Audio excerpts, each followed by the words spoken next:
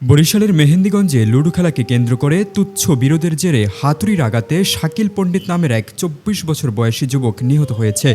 শনিবার বিকালে উপজেলার চরগোপালপুর ইউনিয়নের জালিরচর গ্রামে এই মর্মান্তিক ঘটনা ঘটে।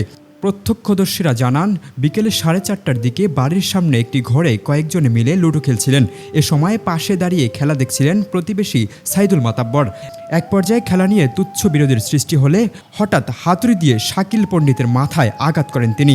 গুরুতর আহত হয়ে মাটিতে লুটিয়ে পড়লে সঙ্গে থাকা তার বন্ধুরা দ্রুত উদ্ধার করে মেহেন্দিগঞ্জ উপজেলা স্বাস্থ্য কমপ্লেক্সে নিয়ে যান। সেখানে কর্তব্যরত চিকিৎসক শাকিলকে মৃত ঘোষণা করেন। ওই ছেলের বাড়ির দরজায় এই ঘটনাটা ঘটছে। আমার কথা হলো, ওখানে 5টা ফ্রেন্ড ছিল।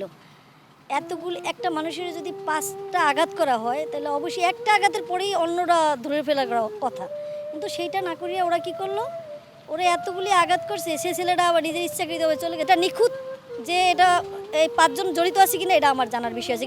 ও যাওয়ার 5 মিনিট না যেতে আমি গেছি, তারপর দেখলাম যে ও মৃত্যু পর্যায়ে। তখন ডাক্তাররা আমাকে ইনজুরিটা শুধু একটা ইনজুরি দেয়, আর তারা ইয়েতেও বালামও লেখছে ওই ইনজুরিটার কথাই। তখন আমি বললাম যে ওর ইনজুরি একটা না, আমার মনে হইতেছে ওর যেভাবে ব্লিডিং আসতেছে তাতে আমার মনে হইতেছে যে আরও ইনজুরি আছে। তখন আমি একটা ব্লেড আনাইছি আমার ছেলের দিয়ে, আমি নিজে ওই হসপিটালে লোক দিয়ে ছাঁচাইছি। ছাঁচাই দিয়ে যখন মাথায় 3টা ইনজুরি।